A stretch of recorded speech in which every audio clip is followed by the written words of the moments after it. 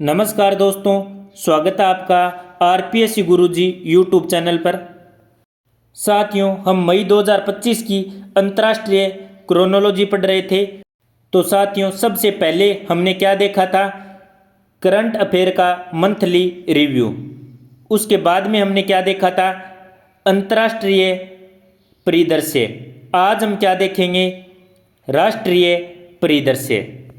राष्ट्रीय परिदृश्य में देखेंगे देश के पहले वर्टिकल सी ब्रिज पंबन का उद्घाटन, पंचायती उन्नति सूचकांक बेसलाइन रिपोर्ट, एफटीआईआई और एसआरएफटीआई को डीम्ड विश्वविद्यालय की उपाधि, सिमलीपाल बना भारत का 107वां राष्ट्रीय उद्यान, तमिलनाडु के 10 बिल रोकने के मामले में सुप्रीम कोर्ट का राज्यपाल के विरुद्ध ऐतिहासिक निर्णय, मुंबई में भारत के सबसे बड़े क्रूज टर्मिनल MICT से क्रूज संचालन का शुभारंभ, तेलंगाना भूभारती अधिनियम, भगवत गीता व नाट्यशास्त्र यूनेस्को के मेमोरी ऑफ वर्ल्ड रजिस्टर में शामिल, अमरावती बनेगा विश्व का पहला पूर्णतः अक्षय ऊर्जा से संचालित शहर, देश का रक्षा निर्यात बढ़कर 23,622 करोड़ रुपए पहुंचा, वक्फ संशोधन बिल 2025 को राष्ट्रपति की मंजूरी। आइए दोस्तों, शुरुआत करते हैं पहले टॉपिक के साथ। देश के पहले वर्टिकल सी ब्रिज पंबन का उद्घाटन। उद्घाटन किसने किया? प्रधानमंत्री श्री नरेंद्र मोदी ने। कब किया? 6 अप्रैल 2025 को। कहाँ पर किया? रामेश्वरम, तमिलनाडु में। यह ब्रिज तमिलनाडु के मंडपम को रामेश्वर द्वीप से जोड़ता है, यानी भारतीय मुख्य भूमि को रामेश्वर से जोड़ता है। लागत कितनी आई? लगभग 700 करोड़ रुपए। 2.08 किलोमीटर लंबा पुल 110 वर्ष पुराने मौजूदा पंबन ब्रिज का स्थान लेगा। इस नए पुल में सबसे बड़ी खासियत इसका वर्टिकल लिफ्ट स्पेन है। पुल का 72.5 मीटर का केंद्रीय हिस्सा सीधा 17 मीटर ऊपर उठ जाता है, जिससे बड़े जहाज और नौका आसानी से नीचे से गुजर जाती हैं। पुल रेल और समुद्री यातायात दोनों के लिए सुगम बनाया गया है। दोहरी रेल लाइन के लिए इसे डिजाइन किया गया है और अधिक गति वाली ट्रेनों को संभालने में सक्षम है। अगला टॉपिक पंचायत उन्नति सूचकांक PAI बेसलाइन रिपोर्ट के बारे में। PAI रिपोर्ट किसने जारी की है? पंचायती राज मंत्रालय द्वारा वित्त वर्ष 2022-23 के लिए पहली बार अप्रैल 2025 में यह रिपोर्ट जारी की है। PAI स्थानीयकृत SDG यानी LSDG के 9 विषयों में पंचायतों का प्रदर्शन दर्शाता है। देश भर में 2.5 लाख से अधिक ग्राम पंचायतों की प्रगति को मापा गया है। रिपोर्ट में देश की कुल 2,55,699 ग्राम पंचायतों में से 2,16,285 पंचायतों से प्राप्त सत्यापित डेटा को शामिल किया गया। प्रदर्शन श्रेणियों के आधार पर यानी PAI स्कोर के आधार पर 5 श्रेणियों में वर्गीकृत किया गया पंचायतों को। अचीवर यानी A+ श्रेणी, फ्रंट रनर यानी A श्रेणी, परफॉर्मर यानी B श्रेणी, एस्पिरेंट यानी C श्रेणी, बिगिनर यानी D श्रेणी। अचीवर में स्कोर सीमा 90 से 100 थी, जिसमें पंचायतों की संख्या 0 रही। फ्रंट रनर A यानी 75 से 89.99 तक स्कोर वाली, और इसमें पंचायतों की संख्या 699 रही। परफॉर्मर यानी B में स्कोर 60 से लेकर 74.99 वालों को रखा गया, जिसमें पंचायतों की संख्या 73,298 रही। एस्पिरेंट श्रेणी में यानी C में 40 से 59.99 का स्कोर निर्धारित किया गया। इसमें 1,32,392 पंचायतों की संख्या रही। बिगिनर D में स्कोर सीमा 0 से 39.99 रही और इसमें 5,896 पंचायतों को शामिल किया गया। तो सबसे ज़्यादा एस्पिरेंट श्रेणी में यानी C श्रेणी में 61.2% पंचायतें रही और उसके बाद में परफॉर्मर में 35.8% पंचायतें शामिल हुई। राज्यों के प्रदर्शन के मामलों में गुजरात 1 नंबर पर 346 ग्राम पंचायतों के साथ रहा तथा 2 नंबर पर तेलंगाना रहा। राजस्थान की बात करें तो राजस्थान परफॉर्मर श्रेणी में रहा और राजस्थान में 1 नंबर पर पिंडवाल ग्राम पंचायत रही 72.17 स्कोर के साथ बी श्रेणी में। अगला टॉपिक FTII और SRFTI को मानद विश्वविद्यालय का दर्जा। FTII का पूरा नाम film and television institute of India कहाँ पर है, पुणे में। और SRFTI का पूरा नाम सत्यजीत रे फिल्म एंड टेलीविज़न इंस्टीट्यूट कहाँ पर है, कोलकाता में। इसे डीम्ड विश्वविद्यालय की उपाधि दी गई है, कब, अप्रैल 2025 में। यह उपाधि किसने प्रदान की है, शिक्षा मंत्रालय ने। UGC की सलाह पर UGC एक्ट 1956 की धारा 3 के तहत यह दर्जा प्रदान किया गया है।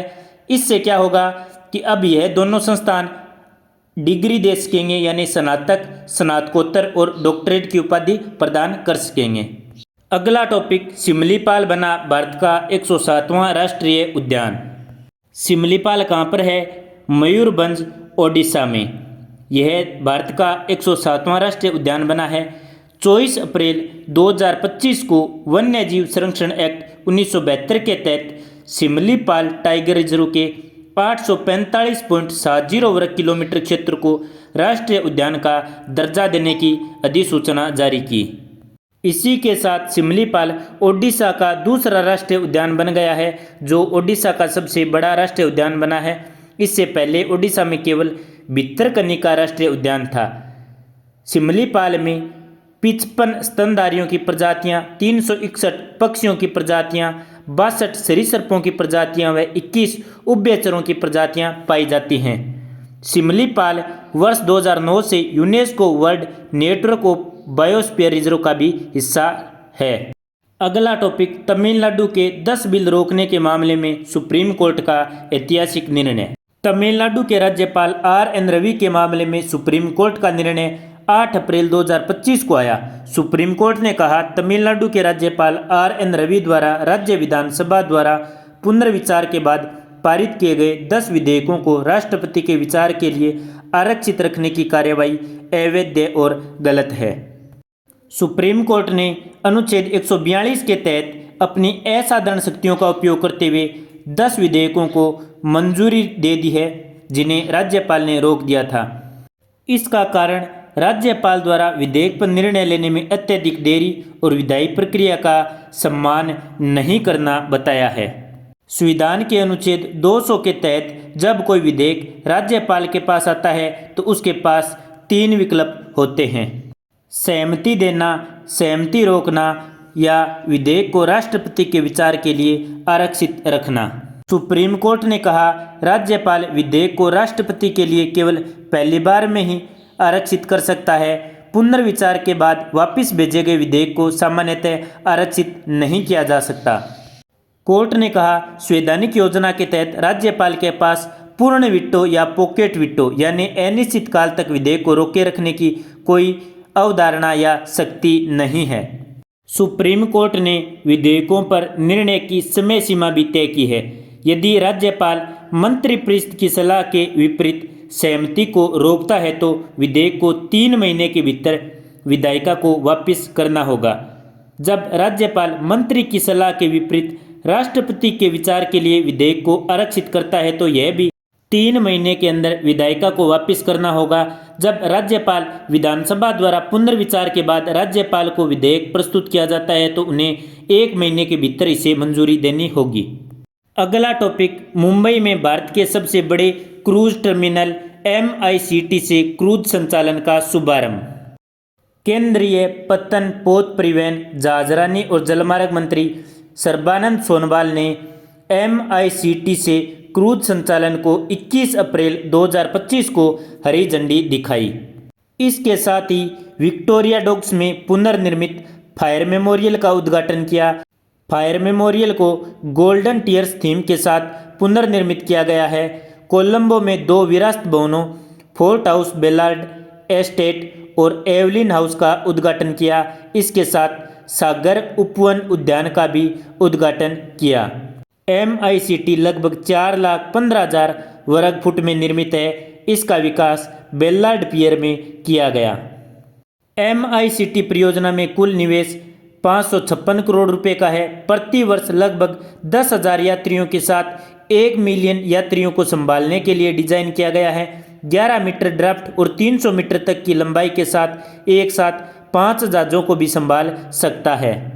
अगला टॉपिक तेलंगाना भू-भारती अधिनियम। तेलंगाना में भूमि सुरक्षा को मजबूत करने और भू अभिलेखों में पारदर्शिता लाने के उद्देश्य से भू-भारती अधिनियम और भू-भारती भूमि पोर्टल का लोकार्पण अप्रैल 2025 में किया गया। तेलंगाना भू-भारती अधिकार अभिलेख अधिनियम 2025 को पूर्ववर्ती धरनी पोर्टल प्रणाली में आई खामियों और नागरिकों की व्यापक शिकायतों को दूर करने के उद्देश्य से लाया गया है।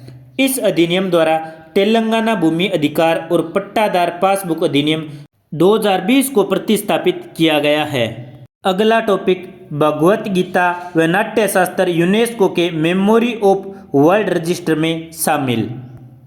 भगवत गीता और भरतमुनि के नाट्य शास्त्र की पांडुलिपियां उन 74 नए दस्तावेजी विरासत संग्रहों में शामिल हैं जिन्हें यूनेस्को के विश्व स्मृति रजिस्टर में 17 अप्रैल 2025 को जोड़ा गया है। 74 नए दस्तावेजी विरासत संग्रहों के समावेशन से इस रजिस्टर में शामिल कुल उत्कीर्ण संग्रहों की संख्या 570 हो गई है। यूनेस्को की इस सूची में भारत के कुल अभिलेखों की संख्या 14 है। भगवत गीता में 18 अध्यायों में 700 श्लोक हैं जो महाकाव्य महाभारत के भीष्म पर्व अध्याय 23 से 40 में लिखे गए हैं। नाट्य शास्त्र को 5वां वेद भी कहा जाता है। विख्यात भरतमुनि का नाट्य शास्त्र है, यानी इसके रचयिता कौन है? भरतमुनि। भारतीय नाट्य शास्त्र और प्रदर्शन कला पर एक आधारभूत संस्कृत ग्रंथ नाट्य शास्त्र है। भंडारकर ओरिएंटल रिसर्च इंस्टीट्यूट में संरक्षित इस ग्रंथ को 2री शताब्दी ईसा पूर्व के आसपास संहिताबद्ध किया गया था। Memory of the world register की स्थापना यूनेस्को द्वारा वर्ष 1992 में की गई थी। मेमोरी ऑफ द वर्ल्ड कार्यक्रम का उद्देश्य ऐसे दस्तावेजी धरोहरों को संरक्षित करना है जो या तो दुर्लभ हैं या फिर संकटग्रस्त स्थिति में हैं। अगला टॉपिक अमरावती बनेगा विश्व का पहला पूर्णतः अक्षय ऊर्जा से संचालित शहर। अमरावती किसकी राजधानी है? आंध्र प्रदेश की। और कितनी हरित ऊर्जा का दोहन किया जाएगा? 2700 मेगावाट हरित ऊर्जा का। कृष्णा नदी के तट पर ग्रीनफील्ड राजधानी शहर की आधारशिला रखी जाएगी। टोटल लागत कितनी आएगी? 65,000 करोड़ रुपए की परियोजना है। 217 वर्ग किलोमीटर में फैली हुई है। इसमें राजधानी क्षेत्र 8,352 वर्ग किलोमीटर में फैला हुआ है। हरित ऊर्जा के स्रोत कौन से होंगे? सौर ऊर्जा, पवन ऊर्जा और जल विद्युत ऊर्जा जैसे स्थायी स्रोत होंगे। अगला टॉपिक देश का रक्षा निर्यात बढ़कर 23,622 करोड़ रुपए पर पहुंचा। देश का रक्षा निर्यात वर्ष 2024-25 में बढ़कर 23,622 करोड़ के रिकॉर्ड स्तर पर पहुंच चुका है। 2023-24 के मुकाबले 12.4% की वृद्धि दर्ज की गई है। DPSU यानी रक्षा क्षेत्र के सार्वजनिक उपक्रमों ने वित्त वर्ष 2024-25 में 42.85% की उल्लेखनीय वृद्धि की है। वर्ष 2024-25 में निजी क्षेत्र का निर्यात 15,233 करोड़ रुपए रहा, जबकि DPSU यानी सार्वजनिक क्षेत्र का 8,389 करोड़ रुपए रहा। यह जानकारी रक्षा मंत्रालय द्वारा 1 अप्रैल 2025 को साझा की गई। अगला टॉपिक वक्फ संशोधन अधिनियम 2025 को राष्ट्रपति की मंजूरी। राष्ट्रपति ने 5 अप्रैल 2025 को मंजूरी प्रदान की है। राष्ट्रपति द्वारा मंजूरी मिलने के बाद कोई भी अधिनियम कानून बन जाता है। यह अधिनियम भारत के राजपत्र में 8 अप्रैल 2025 को अधिसूचना जारी कर आधिकारिक रूप से लागू कर दिया गया है। इस अधिनियम के तहत वक्फ अधिनियम 1995 का नाम बदलकर एकीकृत वक्फ प्रबंधन अधिकारिता दक्षता और विकास अधिनियम 2025 कर दिया गया है। सरकार का कहना है इसका उद्देश्य वक्फ संपत्तियों के दुरुपयोग, पक्षपात और अतिक्रमण को रोकने के लिए पारदर्शिता और कुशल प्रबंधन सुनिश्चित करना है। वक्फ बोर्ड में अब गैर मुस्लिम सदस्यों और कम से कम 2 मुस्लिम महिलाओं को शामिल करना अनिवार्य होगा। वक्फ अब केवल विधिवत रूप से घोषित या समर्पित संपत्ति को ही अर्जित कर सकता है। संपत्ति दान करने वाली व्यक्ति को कम से कम 5 साल से इस्लाम का पालन करने वाला मुसलमान होना चाहिए और संपत्ति का मालिक होना चाहिए। जिला कलेक्टर को वक्फ संपत्तियों का सर्वेक्षण करने का अधिकार होगा और सभी वक्फ संपत्तियों का ऑनलाइन पंजीकरण अनिवार्य होगा। वक्फ ट्रिब्यूनल के फैसलों के खिलाफ हाई कोर्ट में अपील की जा सकती है ताकि पारदर्शिता बढ़े। वक्फ अल औलाद में महिला उत्तराधिकारियों के विरासत अधिकार की सुरक्षा सुनिश्चित की जाएगी। शिया और सुन्नी संप्रदाय के साथ बोहरा और अग्गा खानी संप्रदायों के लिए अलग अलग वक्फ बोर्ड की अनुमति दी गई है। केंद्र सरकार को वक्फ बोर्ड के पंजीकरण, खातों के प्रकाशन और वक्फ बोर्ड की कार्यवाहियों के प्रकाशन के संबंध में नियम बनाने का अधिकार है। केंद्र सरकार को कैग या किसी नामित अधिकारी से ऑडिट कराने का अधिकार दिया गया है। राज्य की प्रत्येक पृष्ठभूमि से एक व्यक्ति को बोर्ड में नामित करने का अधिकार है, जो मुस्लिम होना आवश्यक नहीं है। बोर्ड के पास 2 गैर मुस्लिम सदस्य, कम से कम 1 शिया, सुन्नी और पिछड़े मुस्लिम वर्गों में से बोहरा एवं आगा खानी समुदायों से 1 सदस्य होना चाहिए। 2 मुस्लिम सदस्य महिला होनी चाहिए। मुस्लिम कानून और न्यायशास्त्र के जानकार को न्यायाधिकरण से हटा दिया गया है तथा इसके स्थान पर अध्यक्ष के रूप में एक वर्तमान या पूर्व जिला न्यायाधीश, राज्य सरकार के संयुक्त सचिव रैंक का एक वर्तमान या पूर्व अधिकारी को शामिल किया गया है। साथियों, अब देखेंगे नेशनल न्यूज इन शॉर्ट्स को। रक्षा मंत्रालय ने Bharat electronic limited BEL Bengaluru के साथ एक रक्षा संबंधी समझौते पर 7 अप्रैल 2025 को हस्ताक्षर किए हैं। समझौता भारतीय वायुसेना के लिए इलेक्ट्रॉनिक वारफेयर EW सूट और एयरक्राफ्ट मॉडिफिकेशन किट के अधिग्रहण तथा Mi-17V5 हेलीकॉप्टर पर उन्हें लगाने के लिए किया गया है। इस करार की लागत 2385.36 करोड़ रुपए है, जो भारतीय स्वदेशी रूप से डिजाइन, विकसित और निर्मित होगा। अगला टॉपिक प्रभास और पवन। प्रभास और पवन क्या है? 6 वर्षीय नर चीते हैं। कहाँ पर हैं ये? मध्य प्रदेश में। मध्य प्रदेश के श्योपुर जिले के कुन्नो राष्ट्रीय उद्यान से 2 चीते प्रभास और पवन को मध्य प्रदेश के गांधी सागर अभ्यारण्य में स्थानांतरित किया गया है। मध्य प्रदेश के मुख्यमंत्री मोहन यादव द्वारा गांधी सागर अभ्यारण्य के बस्सी गांव खेमला क्षेत्र में इन्हें छोड़ा गया। कुन्नो राष्ट्रीय उद्यान में 8 नामीबियाई चीते 17 सितंबर 2022 को छोड़े गए थे, जिनमें 5 मादा और 3 नर शामिल थे। फरवरी 2023 में 12 और चीतों को दक्षिण अफ्रीका से कुन्नो में स्थानांतरित किया गया। वर्तमान में कुन्नो नेशनल पार्क में 26 चीते हैं, जिनमें भारत के जन्मे 14 शावक भी शामिल हैं। साथियों, अब देखेंगे राष्ट्रीय करंट अफेयर के 1 लाइनर मंथली रिव्यू के बारे में। तो देखते हैं पहले प्रश्न से। किस राज्य विधानसभा द्वारा पिछड़ा वर्ग आरक्षण 23% से बढ़ाकर 42% करने संबंधी प्रस्ताव पारित किया गया है? तो सही उत्तर होगा तेलंगाना। अगला प्रश्न, NSDC और PDEU द्वारा संयुक्त रूप से स्थापित उत्कृष्टता केंद्र का शुभारंभ 21 अप्रैल 2025 को कहाँ किया गया? तो सही उत्तर होगा गांधीनगर, गुजरात में। अगला प्रश्न, कौन सा राज्य SC यानी अनुसूचित जातियों के उप श्रेणीकरण को लागू करने वाला भारत का पहला राज्य बन गया है? तो सही उत्तर होगा तेलंगाना। अगला प्रश्न, केंद्रीय मंत्रिमंडल ने बिहार में 6282 करोड़ रुपए की किस नदी लिंक परियोजना को 28 मार्च 2025 को मंजूरी दी है? तो सही उत्तर होगा कोसी मेची अंतर्राज्यीय नदी लिंक परियोजना को। अगला प्रश्न, केंद्रीय मंत्रिमंडल ने बिहार में 3712 करोड़ की लागत से 120 किलोमीटर लंबे 4 लेन वाले किस राजमार्ग कॉरिडोर को मंजूरी दी है? तो सही उत्तर होगा पटना अराह सासाराम राजमार्ग कॉरिडोर। राष्ट्रीय परिदृश्य में इतना ही। आपने मई 2025 की अंतर्राष्ट्रीय क्रोनोलॉजी में सबसे पहले वीडियो में देखा था मंथली करंट अफेयर रिव्यू, उसके बाद में देखा था अंतर्राष्ट्रीय करंट अफेयर, आज हमने देखा राष्ट्रीय करंट अफेयर। साथियों, अगले वीडियो में देखेंगे अंतरिक्ष एवं रक्षा प्रौद्योगिकी संबंधी करंट न्यूज के बारे में। तो साथियों, आरपीएससी गुरुजी यूट्यूब चैनल को सब्सक्राइब कर लीजिए। आप आरपीएससी 1997 नाम से टेलीग्राम पर सर्च कर सकते हैं, तो टेलीग्राम चैनल आ जाएगा, उसे ज्वाइन कर लीजिए। आप इस क्यूआर कोड को भी स्कैन करके टेलीग्राम ज्वाइन कर सकते हैं, ताकि आपको हर एक वीडियो की नोटिफिकेशन मिल जाए। आपको वीडियो कैसा लगा नीचे कमेंट में अवश्य बताएं। आपका कोई सुझाव हो तो नीचे अवश्य बताएं। चैनल को सब्सक्राइब कर लीजिए, अपने दोस्तों के साथ शेयर कीजिए। तब तक के लिए जय हिंद, जय भारत।